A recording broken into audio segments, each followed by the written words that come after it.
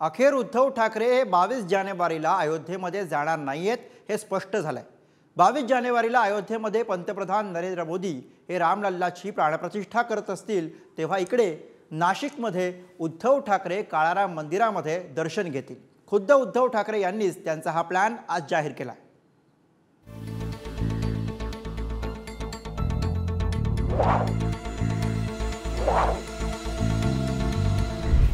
अयोध्येत 22 जानेवारीला रामलल्लाच्या प्रतिष्ठापनेचा सोहळा पार पडेल। पंतप्रधान नरेंद्र मोदी, सरसंघचालक मोहन भागवत या सोहळ्यात खास आकर्षण असते। अयोध्येसह देशभरात या सोहळ्याची जय्यत तयारी सुरू आहे। घरोघरी जाऊन भाजप आणि हिंदुत्ववादी संघटना या सोहळ्याचं निमंत्रण देत आहेत। या सोहळ्यासाठी निरनिराळ्या पक्षाच्या नेत्यांना, साधू संतांना निमंत्रण पाठवण्यात आली आहेत।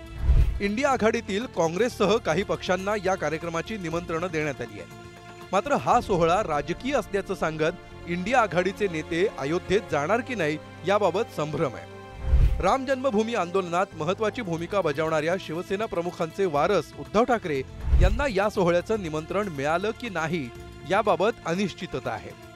अशात अयोध्येतील या सोहळ्याला जाणार नसल्याचं उद्धव ठाकरेंनी स्पष्ट केलंय।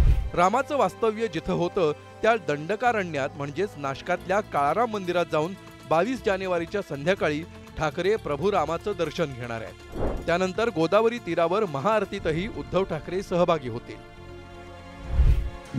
आम्ही 22 जानेवारीला नाशिकमध्येच आणखीन एक मंदिर आहे, ज्या मंदिराच्या प्रवेशासाठी सुद्धा डॉक्टर बाबासाहेब आंबेडकर साने गुरुजी यांना संघर्ष करावा लागला होता। राम हा माझा सुद्धा आहे, आमचा सुद्धा आहे हे सांगण्यासाठी त्यांनी आंदोलन केलं होतं।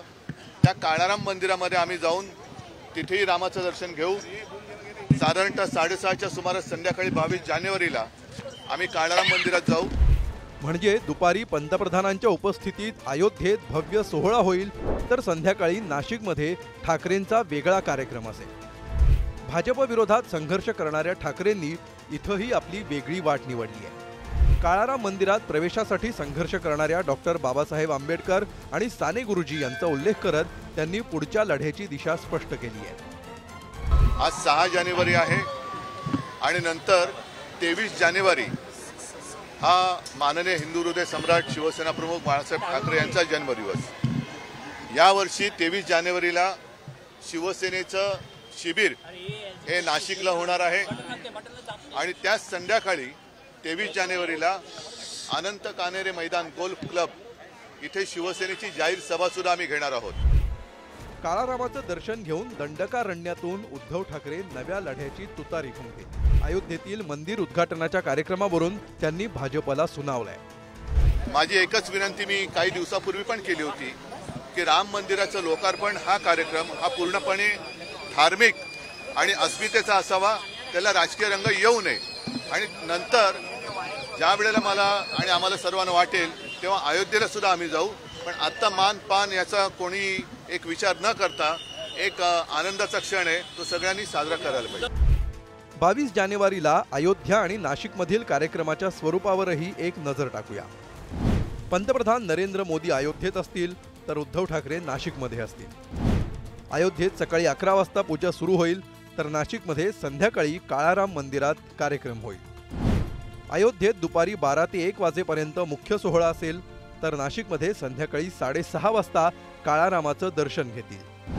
अयोध्येतल्या सोहळ्यासाठी 7,000 जणांना निमंत्रण देण्यात आलंय, तर गोदावरीच्या आरतीमध्ये शिवसैनिक सहभागी होणार आहेत। याबाबत भाजपच्या प्रदेशाध्यक्षांना विचारणा केली असता उद्धव ठाकरेंनी काय करावं हा त्यांचा अधिकार असल्याचं सांगत यावर भाष्य करायचं त्यांनी टाळलंय। उद्धव ठाकरे तिकडे न जाता नाशिकमध्ये जाऊन काळाराम मंदिरात आरती करणार। त्यांना कुठे जायचं आहे, कुठं पूजा करायची आहे हे त्यांचा अधिकार आहे। त्यांना घरी करायची आहे की काळाराम मंदिरात करायची आहे की अयोध्येला जायचं आहे, त्याबद्दल त्यांनी निर्णय घ्यायचा आहे। लोकसभा निवडणुकांच्या तोंडावर राम मंदिर सोहळा आणि हिंदुत्वाच्या मुद्द्यावर भाजप आघाडी घेताना दिसतीये। दुसरीकडे या मुद्द्याला तोंड कसं द्यायचं याबाबत इंडिया आघाडीत संभ्रम पाहायला मिळतोय। अशात उद्धव ठाकरेंनी हिंदुत्वावर कायम राहत अयोध्येला न जाता नाशिकला काळाराम मंदिरात जाण्याचा मार्ग स्वीकारलाय। म्हणजे इंडिया आघाडीत राहूनही आपण हिंदुत्ववादी असल्याचा संदेश त्यांना द्यायचा आहे। तुषार झरेकरसह अजय माने, पुढारी न्यूज, मुंबई।